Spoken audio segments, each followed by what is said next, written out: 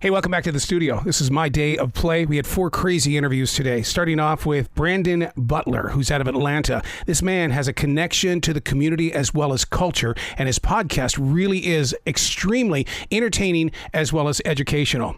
And then we spent some time with Rosanne Parry. Rosanne Parry has written a book about so many different animals. This new one is about horses, wild horses, the Pony Express. Yes, it's a young adult read, but man, I'll tell you what, she really gets into storytelling when it comes to animals. Karamo. Are you familiar with Karamo? What a powerful, positive person, and they're headed into their 3rd season for the daytime talk show. And then we wrap things up with a real rocker, Mr. John Corabi from Dead Daises. Talk about a man that was not afraid to really let us inside the production studio to create their brand new album. This is my day of play, completely 100% unedited, because I don't believe in hiding behind curtains. You get the full experience from beginning all the way to the end. Until just before 40. About 20 minutes. And there's Arrow. Hey, Arrow. Hey, what's going on, you guys? I'm home today, as you can see. I was in the office yesterday. Anyhow, Brandon Butler is here. You'll have 20 minutes. Good morning, Brandon. How are you doing today? Hey, Errol, good morning. I'm great, man. How about you? Absolutely excited to talk with you because there's one thing that I am picking up on every one of your episodes of this podcast is that you're saying there is culture in this country, that there are several different layers and levels, and we can all learn from them. We are not the same people. And I just love the way that you go into those cracks saying, hey, let's talk about it. Yeah, absolutely, man. I think one of the things that people don't always remember is, just the country, America in general, our biggest export is pop culture. Yep. Pop culture travels very well. You can see the influences of America all around the country. And then in Atlanta specifically, we kind of say our biggest export down here is culture as well. We have this saying that Atlanta kind of influences everything. And, when you look around, you just see all these different moments whether it's music or sports or TV, like there's just something down here that's brewing that just inspires people all over the world. And so for us, that's what kind of Butternomics is about, is finding those pockets of interesting culture, but also people that are like using business to build things at that intersection and showcasing them on a national stage, because we feel like there's a lot of hidden gems down here in Atlanta. Yep. Oh, we watch Atlanta. I'm up here in Charlotte. I mean, you're our evil twin sister down there in Atlanta, and you can keep Spaghetti Junction all you want. We don't need that up here. No, you know what? We love it so much. We're building another one down here. Get ready. I was stuck on Spaghetti Junction last night, and that's one thing about Atlanta, man. You never know. I was on my way home last night at about 10 o'clock, and I ran into gridlock stop traffic. I thought I was back in LA for a second. So you don't want any parts of that. The way that you get into your conversations, I would love to know how you show prep, because you do it so naturally, especially your conversation with Jay Carter. I realize you guys have known each other for a long time, but the idea of a podcast was brand new for you at that point in time, and you just went through it so smoothly, talking about, how he wasn't interested in going for the big names necessarily. He just wanted to have a successful festival. Yeah, absolutely. I mean, part of that obviously is a relationship. I've known Jay for, 15, almost 20 years. And that's one of the beautiful things about Atlanta is a lot of us, we all have kind of met each other and known each other just over the years organically. I actually, in a previous life, I actually helped him do the marketing for his very first One Music Fest. And so it's just been an amazing, thing to kind of watch, how that's grown into this, huge, cultural moment. But yeah, man, a big thing with me with just, show prep and just getting ready is, I'm going to tell you a little secret, Arrow. I always wanted to work in, radio and broadcasting. And so for me, I'm really appreciating these opportunities to tell these stories. Mm-hmm. I really try to kind of dig in and go a little bit deeper than the whole, so how'd you start and what inspired you? Because I know for a lot of these people too, they're not really in the beginning stages. They're kind of at the advanced stages of what they're trying to build. And those stories don't always get told. We talk a lot about when people want to start something or how they raise money or, how they got the idea, but nobody talks about kind of that messy middle of business when you're kind of in years, 3, 5, 10, and you're kind of, things are going well, but it's not as sexy as it was in the beginning when you were launching. And so that's kind of the idea behind Butternomics, is to kind of bring out some of those stories to give people some, tactical kind of advice and really kind of give them something they can take away and hopefully apply to when they start reaching that level as well. You must be reading my notes, because one of my questions for you was, you are a solid backstage pass to the authentic world of making connections beyond the first step. Yeah, I think for me, I kind of look at that, and I like how you wrote that. I'm gonna have to use that, a solid backstage pass. I like that, and for me, I've run businesses before. I've been on kind of all sides. I've been an entrepreneur that's run brands. I've been on the corporate side as an executive, and so I've kind of seen it at multiple different levels, and I'm able to kind of dance in between both of those things and have those conversations. And so again, on Butternomics, we're going to bring on not just entrepreneurs, but there are a lot of amazing people that are working in the corporate space that are doing things and building things and making a difference. And I want to kind of showcase that as well, because it's not just about, building something from scratch, sometimes, because entrepreneurship is not for everybody. And there are a lot of amazing people that are inside, companies and organizations that are also making a difference and also making an impact in culture. And I want to showcase all those people, but, using my experience and my background, I want to kind of bring out some of those hidden nuggets and gems that sometimes get missed over. One of the things I kind of talked about with the people on the show is, look, I'm sure you've done a million interviews before, and I'm sure you've told the story of how you've gotten started over and over and over again. I always ask them, what do you want to tell? Like, what story have you not gotten an opportunity? What are some of your greatest hits that you've never gotten out there? And that just makes them light up, because they get to talk about something that's new and important to them. And it's always just an amazing conversation. See, my favorite part is when they talk about when it's time to step to the edge of that cliff and step off, to break free of the corporate life and to build their own brand. That's where I find inspiration. Yeah, and I think a lot of people find that too, because a lot of people feel that same way. And I mean, I'm telling you, man, it's scary. Like, a lot of people don't fully realize, what it's like to go out there and really have to be 100% responsible for, making it work out. And then even more beyond that, when you do get success and all of a sudden now you start having employees and people that also depend on you for their livelihood, like, nobody talks about those stories. Nobody talks about, what business owners go through, when, again, they have a team that they're also responsible for, and it's not just them and them trying to kind of hustle along. And so, that's an amazing, I always say, it's kind of like, standing on that cliff. There's a great book by Seth Godin called The Dip. And he kind of talks about this idea that in the beginning of it, you're kind of on this cliff, kind of looking over this valley. And while you're on that cliff, everybody's celebrating you. You always say, think about when you get ready to graduate high school, or you get ready to start a new business. You have all these people saying, oh, that's so amazing. I'm so proud of you. And then you have to step off. Yeah. And now you're in that valley. Now you got to do the work every single day. And it's not always sexy. It's not always cool. And nobody sees that work. But you know what? On the other side of that valley is what are your goals and your dreams and what you want to accomplish. And the only way to get there is to kind of go through that middle. And so, part of Butternomics is identifying that a lot of these people are in that space. Again, they've launched their business, 5, 10, years ago. And, they're well beyond the, I have an idea phase. Yeah. Now they're in the, okay, how do I go from this level to the next level phase? And I think that's, again, are stories that people really need to hear more of, so they can kind of understand what they expect and also learn from it. And so maybe they, either avoid that situation themselves, or they're able to, deal with it a little bit differently when they have a similar thing come up in their life. When it comes to worth, one of the things that I found very inspiring on your podcast was the fact that you talked about those moments where you don't feel worthy. And those are very big teaching moments, because we all go through that. We're going, oh, I made a mistake. I feel bad today. And it doesn't matter what the success is. If you go by the numbers, you die by the numbers. But you really do put focus on that moment of silence. Yeah, man, look, one thing I've learned over my career, and I'm going to tell everybody that's listening, this is the truth. A lot of people are just making it up as they go along. Yep. Some people do a better job of others than hiding it.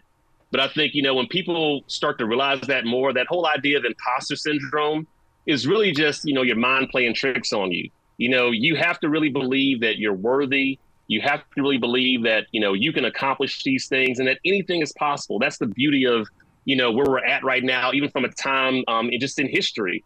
In the past, if you wanted to start a business, you were kind of, relegated to just your local area. Yep. It was really hard to kind of make it, national or global. And now, because of the internet and social media, not only can you build a global business, but you can build a global team. The best people might not necessarily be in your local area.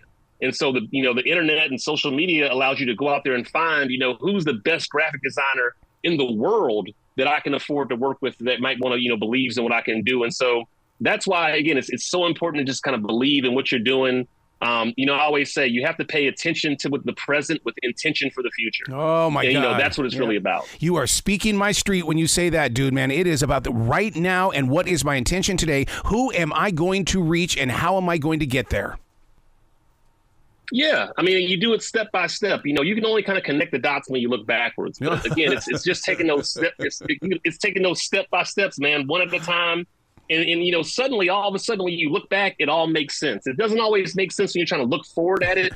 But again, that's why I said you can only pay attention to the steps that's in front of you, and you know, you can know what you want to accomplish. There's this great quote by Jeff Bezos that says, "Be stubborn with your vision, but be flexible on the details." See, and I'm a big believer in that. That's the very reason why I do a thing called a defrag journal, in the way that I will sit there and ask myself the questions and then question the answers, because I need to be in the presence of now. What is my plan? What is my purpose? What are the steps am I going to take? Don't try to predict the story, live the story.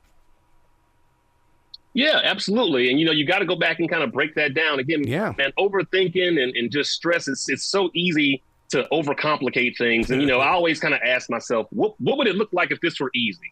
You know, because we can make things hard and complex really quickly. But I force myself, I force my team to say, you know what? We can't boil the ocean. We can't do everything. We can't be all things to all people. But what would it look like if this were simple? And a lot of times the simple solution is more than enough. And even better, it's a lot less stressful. Mm-hmm. Melissa Mitchell, she is one of a billion, but yet she had the guts to look beyond that 9-to-5 job while others are trapped. I believe that this one right here, this episode, is going to change other people's lives. Yeah, you know, that's my hope. You know, Melissa's been a great friend. I've seen and watched her kind of build her, you know, her career and what she's been doing. I knew her when she used to work at Coca-Cola in corporate. Yeah. And again, just to see somebody, I mean, you know, she was making good money. She had a very safe career at a great company, but she knew she wanted a little bit more. And it's just so interesting because what she was doing at Coke is so far away from what she's doing now.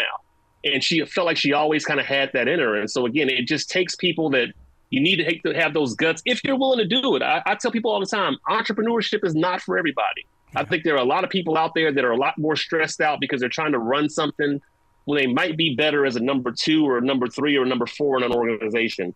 But if you really feel like you have it in you and you really feel like there's something more out there, I tell people all the time, like, why not go for it? You can always go back. You can always go find something else to do. But what I don't want to do, you know, later on in life is kind of look back with a bunch of regrets. And so I just love, you know, Melissa and her story because, you know, she did it and, you know, things kind of just started happening. All of a sudden, you know, she was just doing the work, and then an opportunity with, you know, Sarah Blakely with Spanx opened up, and then she's doing TV commercials. Yep. And, you know, now she's got a whole line with Shein. And so these things just happen because she had the guts to say, you know what, I want something more for my life. And, you know, again, looking back on it, I'm sure it all makes sense now. But I'm sure, you know, like she had to say, she had to kind of figure it out going along. And that's what faith is all about. Mm-hmm. You know, one of the things that you embrace tightly is the fact that you don't have to have a huge team. Although Jay Carter has to have it during the festival season. But really, his team is what, 7 or 8 people? But then it's got to swell to several, you know, 100 more. Yeah, absolutely. Again, I think people, you know, business is unique, and it's really all about creativity and problem solving. And, you know, there's no one size fits all formula. And for the, you know, Jay and the team at One Music Fest, you know, they do an amazing event every year. Again, they bring out hundreds of thousands of people in Atlanta and now in Dallas, and they got other things going on. And you would think that they have a massive team just around all year, but they don't. You know, when they're not doing the event, they scale down to just the core people that they kind of need. But then, like you said, he brings in, you know, hundreds of volunteers and hundreds of part-time workers just for that event. And they have a real formula over there through, I'm sure, trial and error and you know, lots of, you know, bumping their head along the way to where now they've kind of created this system and process. And that's the thing, man, you know, people fail, but systems don't. And when you really kind of start to figure out what that system is for your business, or that system is for your idea, 1, it makes it a whole lot easier, but 2, it takes a whole lot of stress off. You know, Jay tells a story in that podcast about in the early days, he was trying to do it all and holding on to everything himself. And that's a common thing I hear about with entrepreneurs is they want to do everything themselves because they have, but there's nothing more better than having a team. You know, one of the things I ask people is, you know, would you be okay if somebody could do something 70 or 80% as well as you could do it? You know, that last 20% might be your secret sauce that only you can do. But if I could get somebody that could do something 70 or 80% as well as I could do it, and I'm confident and, you know, confident enough to say, you know what, that's good, that works. Man, the amount of stress and the amount of stuff that takes off my plate is amazing. And I think that's one of those things that a lot of entrepreneurs have to learn over time is I need a team because I can't do everything myself. Yeah. And so, Jay has learned that lesson, but it's a lesson, again, that I've actually have started to notice, too, that a lot of the people that we talk about kind of that same challenge of kind of being in this space of, the idea is working, the business is working. Now what's important to me is consistently finding the right people to put on the field to make sure that this thing goes right. So I don't think a lot of people understand how important the team is once you get kind of outside the starting gate. Yeah.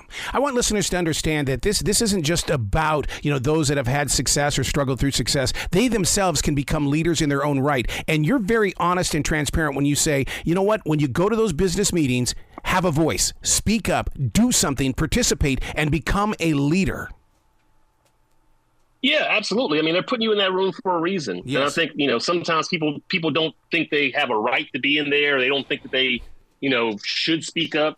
And again, why not? If you have an idea, if you have an opportunity to say something, you never know who's listening. You never know if that idea might, spark something else. Like, that's the whole beauty of human interaction and conversations. It's two different ideas and two different perspectives coming together to make a new thing. And so it's important to not hold on to those things, especially if they're providing value, especially if they're coming from a good place. I tell people all the time, get out there and say what you got to say. Let it be known. Speak your mind. People want you in these rooms for a reason. I have people on my team, and I encourage them to speak up. Look, I don't know everything. I know a lot of stuff, but I don't know everything, and I don't know what I don't know. And it's really important for me as a leader to put people around me that are smarter than me and better than me in other areas, because that's the only way I get better. If I'm the smartest person here and I know how to do everything, it's all going to be hell with me. But if I can find people that are amazing at what they do, and bring them and get them to buy into my vision, and also understand what their goals are, and help them achieve what they want to achieve, it's not only a win-win situation, but it also helps me get closer to my goal while also helping them get closer to what they want to do. And it's not always about chasing the dollar. It's about getting the confidence as well as the experience in order to build your platform. Yeah, absolutely. I mean, look, money's important. Trust me. I know every month when I have to pay my power bill, and my bills and stuff, money's important, but it's really not everything. And there's just a level of fulfillment that I think a lot of these people that are on Butternomics, and just people that want to build something in general are looking for. And like I said, one of the hard things is just figuring out, what you want to do. Sometimes people want to turn, a hobby into a full-time gig. And I say, well, maybe that's not the right thing, because would you enjoy it if you did it all day long? Like, I enjoy playing ping pong, but I don't know if I want to be a professional ping pong player. I want to have that moment to kind of get away from things. And so, looking at those things, finding that inspiration, and looking and seeing like how you can specifically kind of create and provide value is a big thing that I think more people need to kind of understand. And again, that's what we're trying to show on Butternomics, is that there's a million ways not to get from point A to point Z, but just from point A to point B. And, we want to just share that with people so they get inspiration, because you never know, somebody listens to that Jay Carter interview, that Melissa Mitchell interview, they might not want to do that exact same thing, but that might inspire them to do something as well. And so you never know where that's going to come from. And hopefully people are hearing that stuff and they're saying, you know what, if they did it, they're a person just like me. And so I know it's possible. Let me go out here and give it my all and try to create something amazing as well. Well, you know how people are, Brandon. They want things to be a very successful story right now. But Michelle has a story here. She took her time to invest in a unique path. Yeah, we live very much in kind of a microwave time right now. I think, I was telling my daughter about this a couple of weeks ago, where a lot of times we don't have as much patience because everything is accessible right now. I'm going to tell you, Errol, like when I grew up, if I wanted to watch The Simpsons, I had to wait till it came on. I couldn't go on YouTube. I couldn't go on, the internet and go look up not just The Simpsons, but any episode I wanted at any time. Now, all that stuff is at our fingertips. And so anything we want, any piece of information, any question that we have, any TV show, any song we want to listen to, is all accessible from this thing we call our cell phone. Yep. But I don't come from that time. And I think what's happened over the years is people have gotten used, and they started applying that to other parts of their life and business. And that's the thing, man, this stuff isn't overnight. One thing I can say from building, even my business is you never know what this thing is going to be. And so it's important to kind of keep going out there and keep going. I always tell this story about if you watch somebody that knows how to juggle, if you really pay attention, don't watch the hand that they throw with, watch the hand that they catch with. Oh. Because if the hand that they catch with does not move, that means they're consistently throwing the ball the right way. And I think that just ties back into how you have to approach business. Just be consistent, consistently throw that ball, consistently get out there. And when you do that, man, things start to kind of happen. Wow. Where can people go to find out more about you, get some love from you, as well as learn more from you? I mean, the podcast is one level, but there is so much about you, Brandon, that we all need to learn. Absolutely. Well, I would tell everybody, please go look up Butternomics on iHeart, the iHeart app, or anywhere that you stream your podcast. We're on all platforms, and please go check us out and like, follow, and subscribe. As far as myself, you can find us at ButterATL. That's butteratl.com or butter.atl on Instagram. We're all over social media. We're all over the internet. I'm not a hard person to find. Please come back to this show anytime in the future. The door is always going to be open for you. Hey, thank you, Errol. I'm going to take you up on that. I hope to talk to you again soon. Absolutely, sir. You be brilliant, okay? Thanks. You too. Thank you. Hey, good morning, Errol. Can you hear me? Yeah, I can hear you fine. How are you? Great. Excellent. I got Karamo here standing by for you. Do you happen to have an air date before I let you through? Tomorrow. Excellent. All right. Stand by. Thank you. All right, you're latched to. You can say good morning. Hello and good morning. How are you doing? Good morning. How you doing? Absolutely blessed to have a conversation with you because you get it. And you're not afraid to teach it, share it, build upon it, and just, let the world have something that they can have a positive vibe about. I appreciate that so much, sincerely.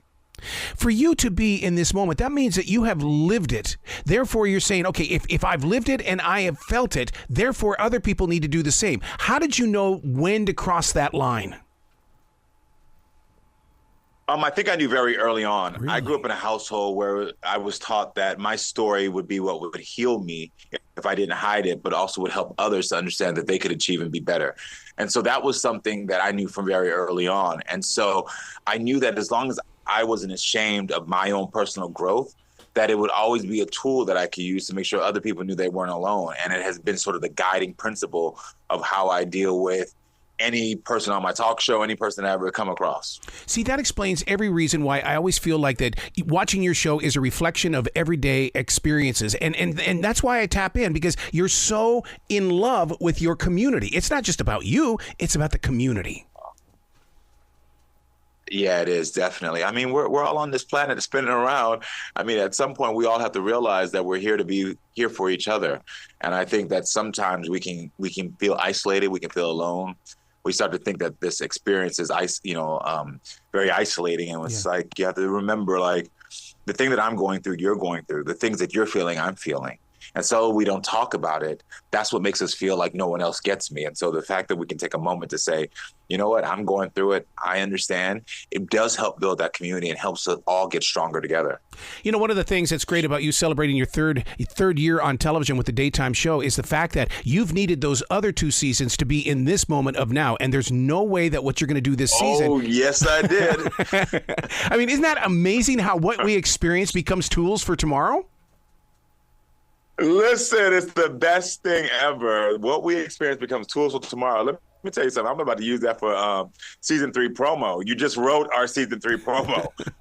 But no, it is great. It is great. And I'm actually, every year, since season 1, it's like I'm learning. I'm learning how to do this even better and better every year. It just keeps getting better. The mission of season 3 is to resolve and evolve. Yeah. And that's for my guests, is understanding, like, we're going to end each show with resolving your issues. And we're going to give you that first step to teach you how to evolve to that next level. And I think that's an important step, especially in the genre of daytime talk I'm in. It's about, like, not only can you share the emotions, the raw things that are going on in your home, in your life, in your feelings, but also you're going to get some real tools to evolve and be better than this. One of the things that you've got is the fact that you've always got your eye on those of us that are watching it. Because, I mean, I feel like that even when there's family squabbles on there, your heart is saying, okay, how can I learn from this so that my viewers can learn from it too, and make sure that they have that connection of understanding. Yes, definitely. 100%. Yeah, it's important. Yeah. Transparency. Oh, my God. How do you take that to the lens of a camera and feel great about being truthful in your faith? I'm not ashamed of anything that I've been through or anything that I plan on going through. You know, I end these shows saying, let's keep talking and growing, because I think that's the only thing we can do on this earth. That's one of the things that we know is constant. You know, growth is inevitable in nature around us, and it's also inevitable in each one of us. And the minute something stops growing is the minute that it ceases to exist. Yeah. And so for me, transparency comes in that growth. And so I will always be comfortable in being transparent, because in that moment is where I learn or get a perspective or understand something about myself to grow and be better. Does this put you on a speaking tour? Because, I mean, you know, TV has its moments. You're fit within a certain time limit. But, man, to hear you speak publicly would be one of the greatest experiences. Oh, you're kind. Yeah, I do a little bit of a speaking tour. And so I'm actually thinking about planning a nation tour for myself, just to kind of like do what I do on the Karamo show, where people can come. They come with their best friends, their family, you know, their partners, and get some advice and tools so they can do just that resolve and resolve and evolve. You know, one of the things that in 3 that we started in season 2 is we have Q&K, yes, where my studio audiences get to just ask me any question and get advice from me. It could be about something singular with their family. And so it's important for me to make sure that people know they always have access to me, so that I can, like, if I can help you, I'm always going to try. How do you embrace for that? Because you don't know what that next question is going to be. I mean, that's like on the spot. Let me tell you something. My granny used to tell me, you got 2 ears and you have 1 mouth, which means you're supposed to be doing one of those things double time, which is listening. And so what I've learned, and one of my greatest skills, is I'm an empathetic listener. So I'm always going to make sure that I'm listening to what they're saying and how they're moving, which allows me, no matter if it's on the spot, to be able to give them real advice, because I'm not giving generic advice. And this is something that I'm proud of myself. Like, I don't have some soundbite to give to every person to say, this is for you. I don't believe in that. I believe when you're sharing with me, I need to listen and hear the nuances of what your experience has been, and then give you advice based on you. And so that makes it easy for me, because I'm not trying to fit everyone into some box of one piece of advice that I have. I'm trying to make sure that my advice fits you. Are you a daily writer? Because in watching the show and hearing you speak, it's almost like you're always in the mode of, I am here to receive. When I receive, I share. Oof. Are you a writer? Because this is now number 2. Everything that comes out of your mouth is poetic and beautiful. Yeah, I do write. I write daily. I'm also a big reader. I love to read. I mean, like, I start my mornings. You know, I'm of the generation that used to buy magazines and papers. Like, I'm 43 years old. So I like to read a lot. And I think reading and writing allow me, but not just like news. I also read a lot of poetry. I read things that medical journals, science journals. And I think the more that I can just keep my mind understanding what the human experience is, it just allows me to keep myself open to the world. It allows me to keep myself in a space where I'm just always understanding how to receive and give back. Yeah. From one broadcaster to another, how are you keeping that voice healthy? Because you talk a lot. I mean, what is your secret of sounding so dynamic? There's a lot of Coca-Cola. This is my dirty habit. My dirty habit. If it can clean a car battery, it's going to help my pipes. And so it's my one thing that I should stop doing. I don't have any other vices like that, but I love, 2 cans of Coca-Cola throughout the day. And so I got to do better. How do you keep your composure in the way of there are so many of your stories that really very pull on my heartstrings as a viewer. And one of the reasons why I left television was because I let my emotions go through my eyes. How do you keep your composure?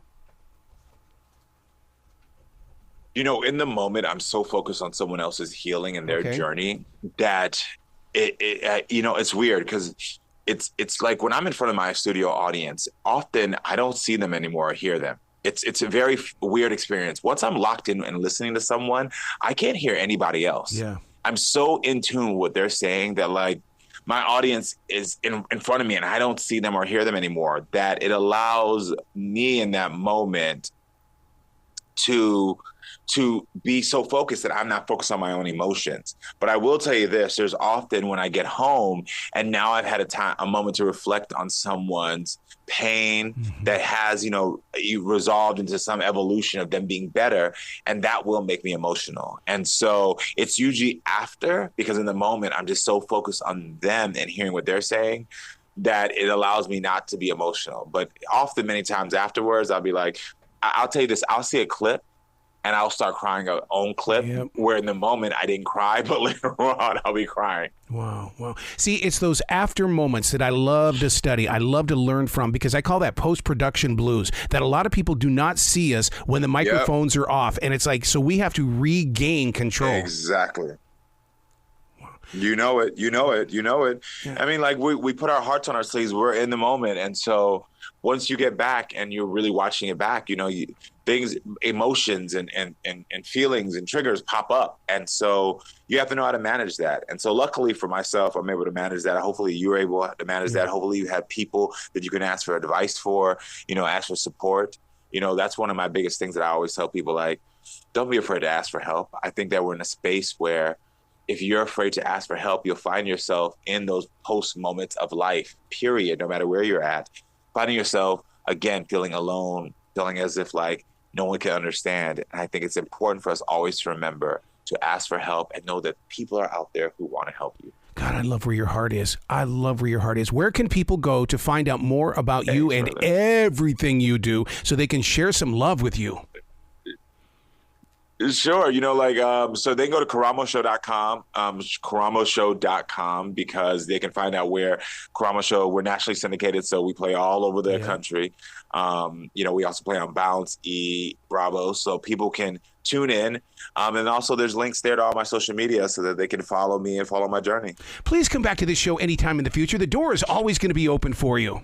Anytime.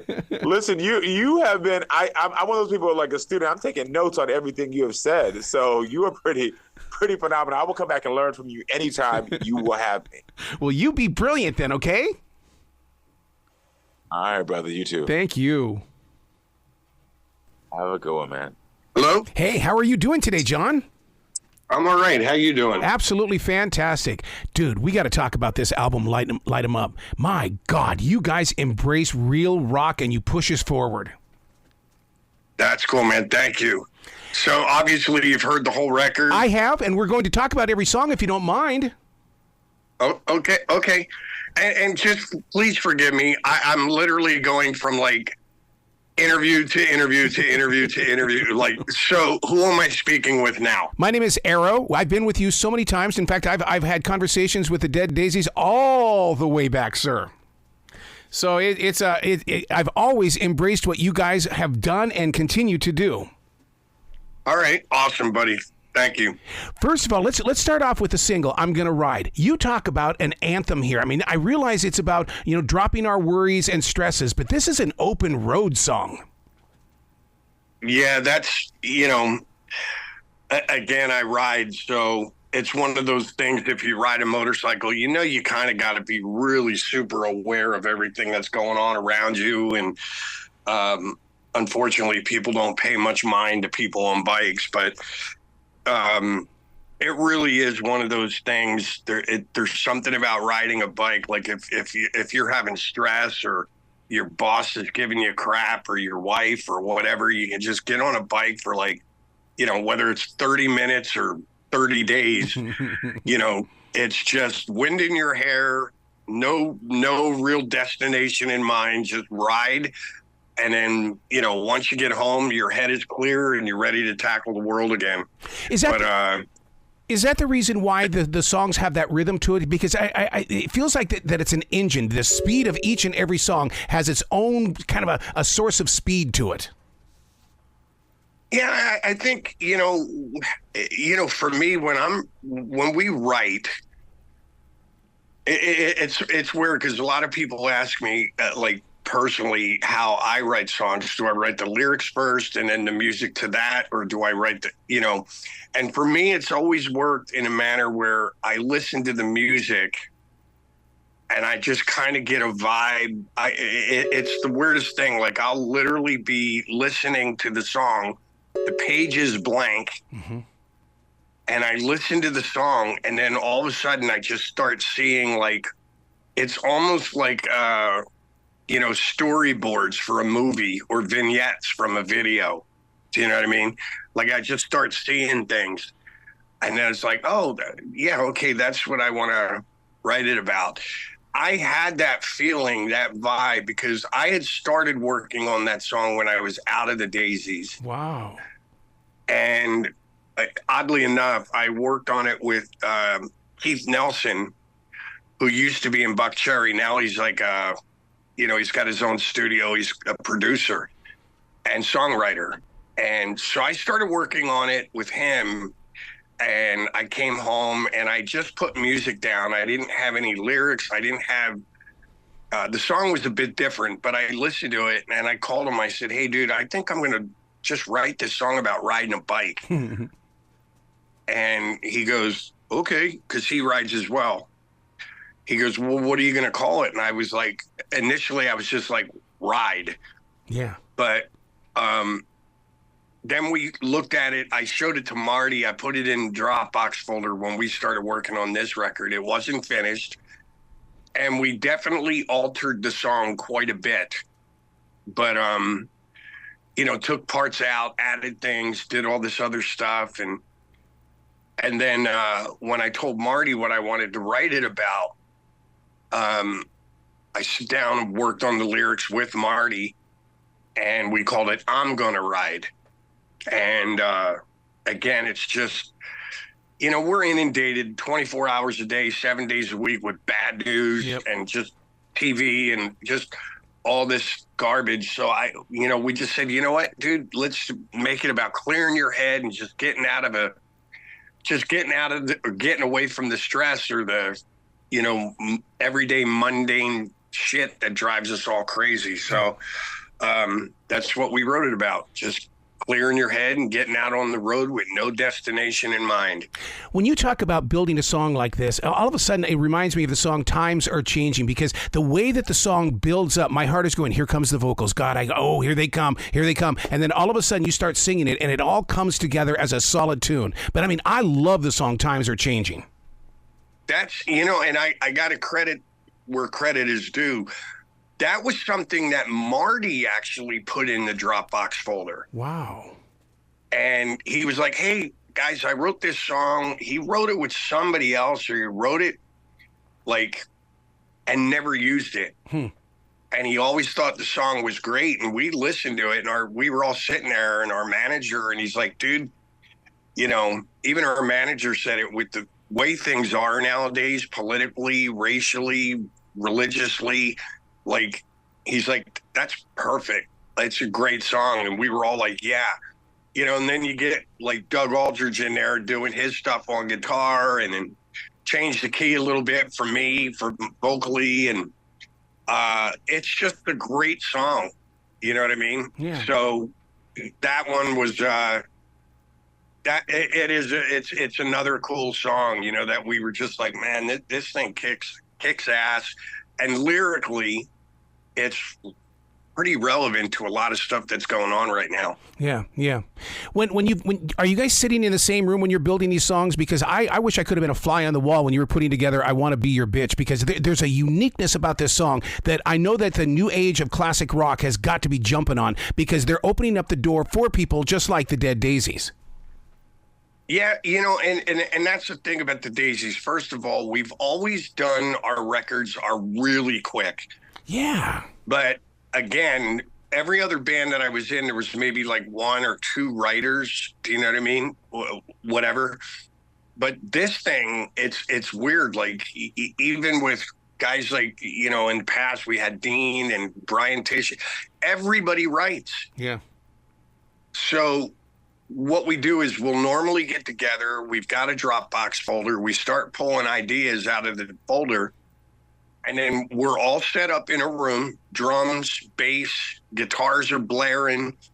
I'm screaming in the corner. Marty's there. He's yelling things. We're all yelling stuff. And, when I say yelling, we're just throwing ideas out there to see what sticks.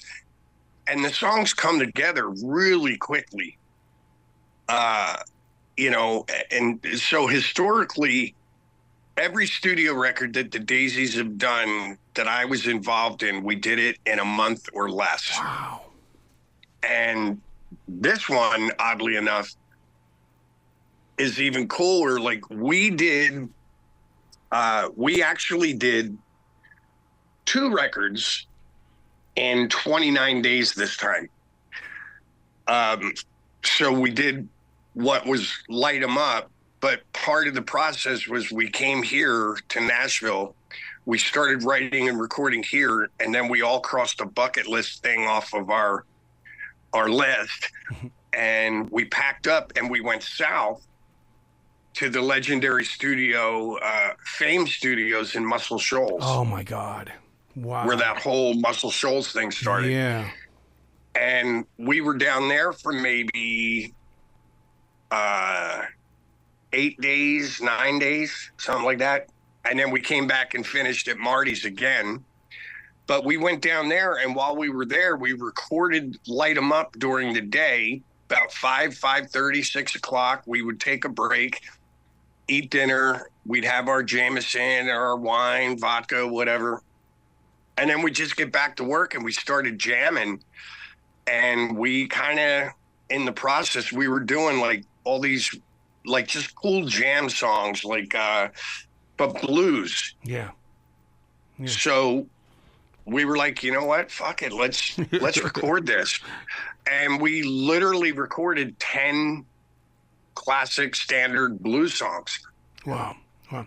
Is that and then we went back to Nashville and we finished Light 'Em Up, you know? So, we did Light 'Em Up, wrote it, recorded it, mixed it, and mastered it.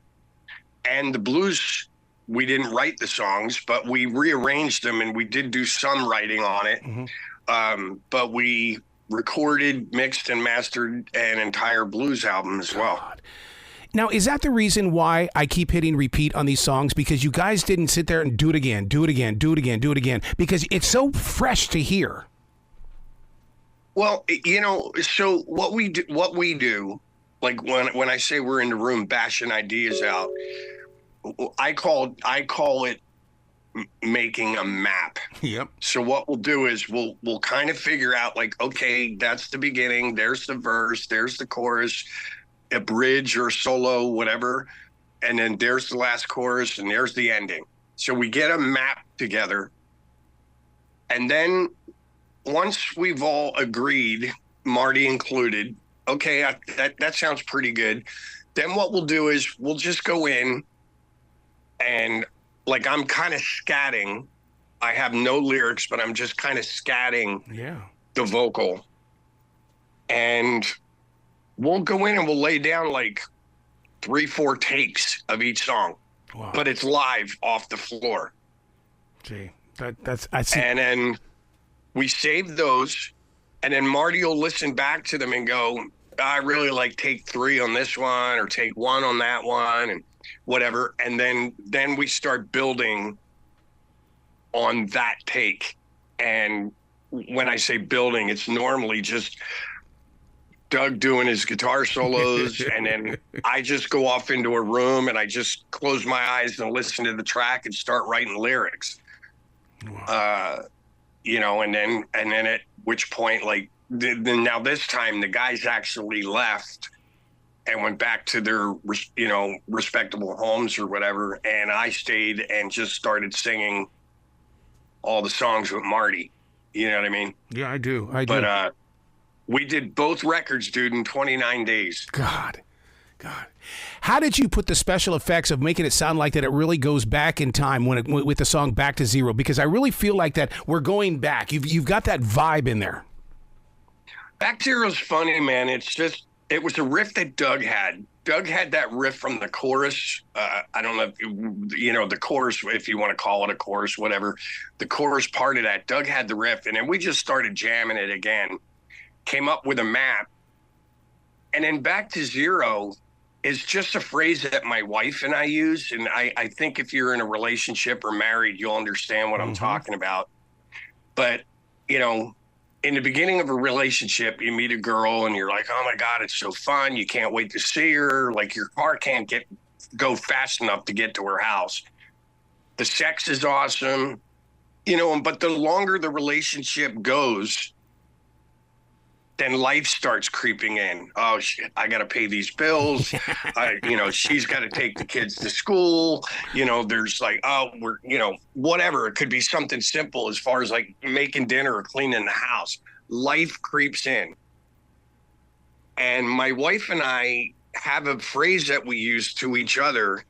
Like every time I get home from tour, I have a motor home, and pack it up with my dogs, my wife, we load it up, and we'll just go somewhere. Yep. And it's just her and I checking out, no phones, even my managers, I go, I'm going away with my wife, don't call me. And, we have two phrases. We either use, we're going to hit the reset button, or we're taking it back to zero. Nice. So the song really is about, okay, God, like this shit is getting in the way. Like, let me take it back to zero. That's why I say, woman, take me right back to zero. Do you know what I mean? Yeah, and it's just about checking out of life for a minute and just taking your significant other out on whatever, date night, date week, date month, whatever, and just hitting reset. Yeah. John, you got to come back to this show anytime in the future. The door is always going to be open for you. Thank you, buddy. Well, congratulations on this brilliant album, man, and I cannot wait to see you guys live as you hit the road. Yeah, we're actually, oddly enough, I'm leaving Monday, heading to the UK. We're going to hang out over there for a couple days, do some rehearsing because we haven't seen each other for a bit. So we're going to rehearse for a couple days, and then we kick off our UK tour on the 6th. The album comes out the 6th, Light 'Em Up, and then take a little break, and then we're back over to Europe in November, right up to the holidays, and then it's Happy New Year 2025, onward and upward. I love it. Well, you be brilliant today, okay, sir? I'll try. Thank you so much. All right. Hello and good morning, everybody. Hi, Arrow. Are you finished with the other interview? Yeah, I was talking with John Corabi from the Dead Daises. He's one of those rock stars. Oh, okay. I've never heard of the Dead Daises. Oh, you'd like him. I'm sure you. If you like some you good were rock. Awesome, and he was too. Yeah, but I'm more of the jazz lady. Okay. Now that I'm getting old. I love me some jazz too, because to me that's where funk music is right now, is in jazz. Yeah. Do you know who Brian Culberson is? Sure I do. Oh my God, I've seen him like twice. Oh, I'll follow that man to the moon. Well, okay, let's see. Let's get down to business. So this will be aired. I have it. Let me look at my program log. I should always have it up here. Here comes my program log. I've got it Saturday the 31st. Okay, 0831. I'm getting confused. Today has been the morning from hell. But I do want to thank you for rearranging your schedule for us. That means a lot. Thank you so much. Absolutely, man. That's what teamwork is all about. Yes, it is. Yes, it is. Hold on just a second. Let's see if she's ready. And you can have a full 10 minutes and over if you like a little bit. Okay, excellent. Thank you so much. All right. She's ready. Have a great interview. If I don't talk to you, have a great Same to you. Labor Day. Yeah, and go Chiefs. Yes. Okay. All right. Bye-bye. Bye. And Arrow has joined. Hello and good morning. How are you doing today? I'm great. How are you? Absolutely fantastic, and very excited to talk with you because you embrace animals, and one that is such my life, and I love the way that you're able to write about them, to share stories, to bring things together. It's your heart is in the right place. Yeah. Thank you. Yeah, I have loved writing these animal stories. It's been really great to sort of sink into an ecosystem and go, okay, if I was, what would I notice if I was an animal? What would I be smelling? What would I be hearing? What would I be paying attention to? right? Because it's not always what I'm paying attention to as a human, that's for sure. So, it's been great fun to write. See, I understand that vision because I will do the same thing when it comes to, being out here in this forest that I live in with a copperhead snake. What is that copperhead snake doing? Why this place? What's going on? And so I become them. And I don't know if that's because of the martial artist in me, but I want to be them to see what the human is doing to them. Yeah. Mm-hmm. Yeah, and I love it too when my animal characters come across a thing they've never encountered before. Yep. And asking myself, what would they think that thing is?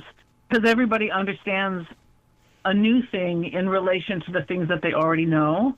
And so, yeah, that's a really fun connection to make, and helping kids make those leaps of inference too.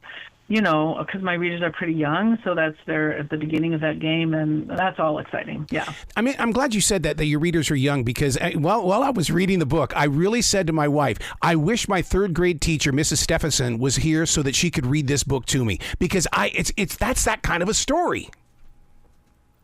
Yeah, I really love read aloud ability. I read my work out loud all the time.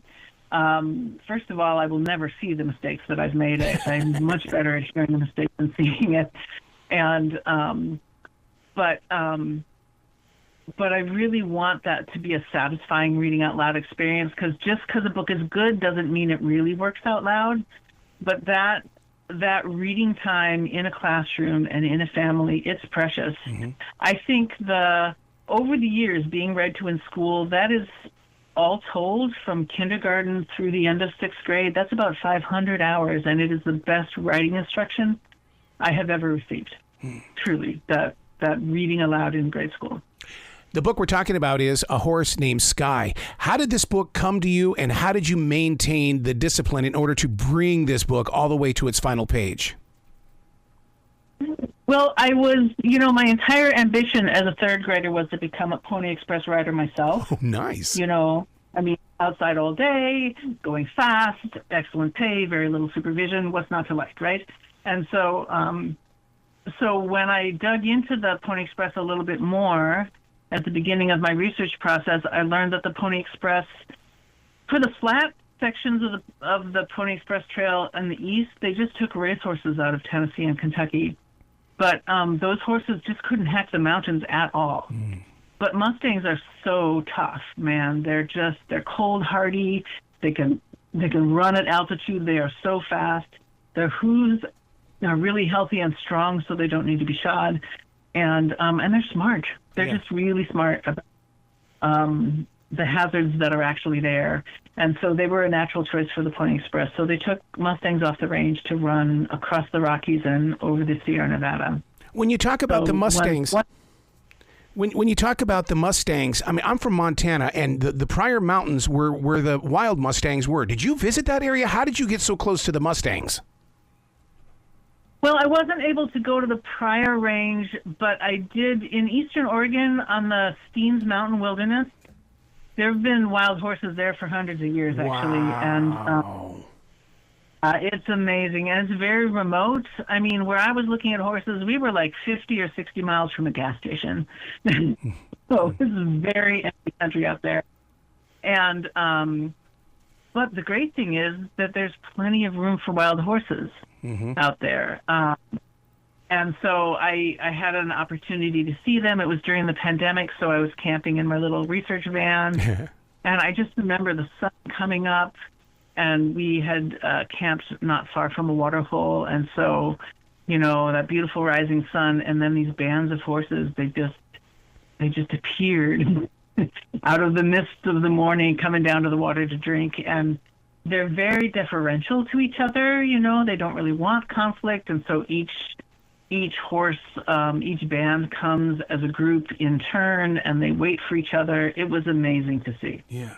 I study Native American spirituality, and which means I study all animals, and I had to do some research on horses, and they represent an unexpected adventure in time to free yourself physically as well as emotionally. And that's what you just said. You said as they came in there as one big family, they left as the family as well. They love each other, and they love to be free. Yeah. Yeah, their bonds to each other are really are really beautiful to see. And I remember seeing a stallion with his group of mares, and then there was a bachelor band of young stallions nearby, and they were starting to, talk trash to each other. Then they did a little kicking the dirt. But as soon as one of them reared up and started punching at another horse, that big stallion he just fixed those young horses with a stare. He didn't even say anything. And you would... I've been caught smoking behind the gym. We're like, what, fight us? No, we're all just grazing here. It was done in a heartbeat. It was amazing to see that kind of communication and connectedness and respect. It was very not what I was expecting at all. Wow. But yeah, they're very, they're such expressive animals, horses. It was fascinating to watch them. I experienced that with the deer that live in this forest. We have about 9 deer, and when the bucks come walking in, I love to sit there and just stare at them and to watch their body movement. So for you to experience these horses, I just can't imagine what it was doing to your heart, because it's almost like they're communicating to us as well. Yeah.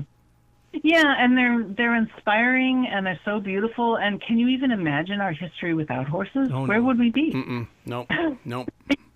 So, yeah, I feel like we owe them some time and space on the range there.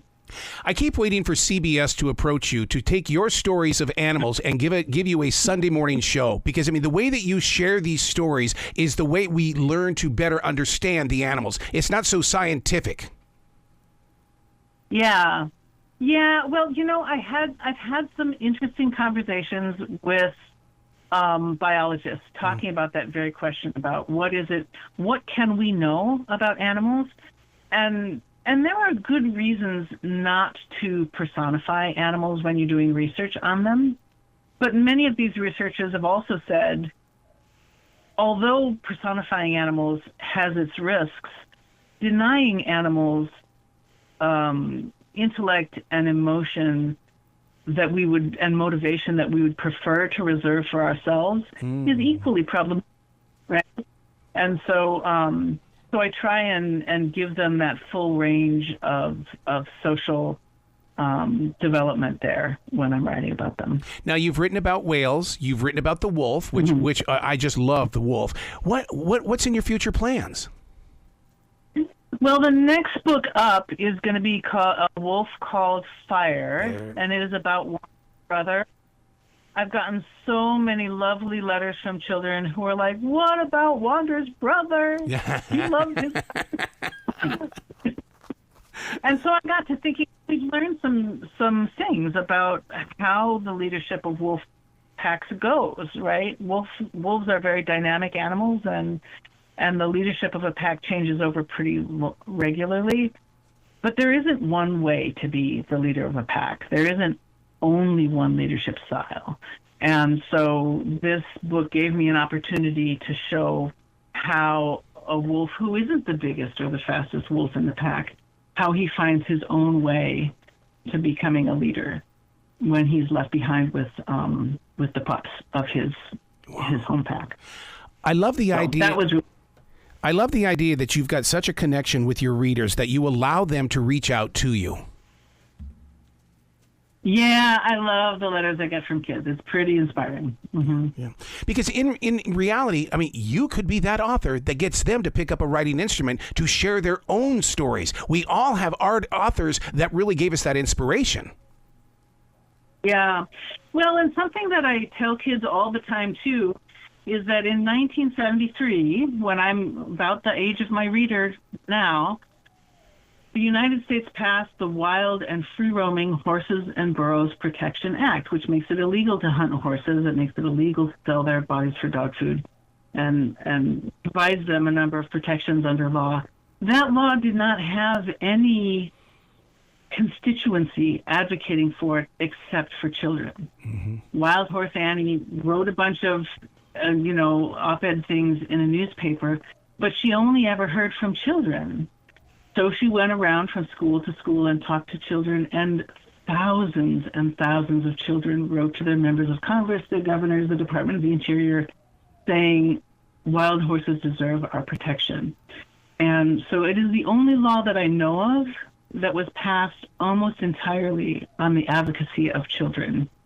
And so something that I always tell children when I talk to them is writing is the most power you can have as a child, right? It's more power. It's going to be a while before they vote, but there is power in writing, and the writing of children changed the laws of this country.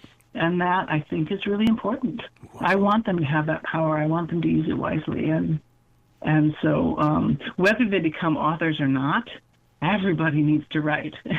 And for most people, what they write down is the most power they will have in their life. So true. Where can people go to find out more about you, to find out about all your books, and really to tap into your energy so they can give you some love? Awesome. I have a website. It's rosanneparry.com. I'm on Instagram sometimes, and also just rosanne.parry. And also, children write to me at Annie Bloom's bookstore as well, which is where I work. It's my neighborhood independent bookstore. And so if they want to send me an actual paper letter, that's a good way to go. Annie Bloom's bookstore, Portland, Oregon. I love it. Please come back to the show anytime in the future, Rosanne. The door is always going to be open for you. Thank you. Well, you be brilliant today, okay? Thank you so much, Earl. You take care. Thank you.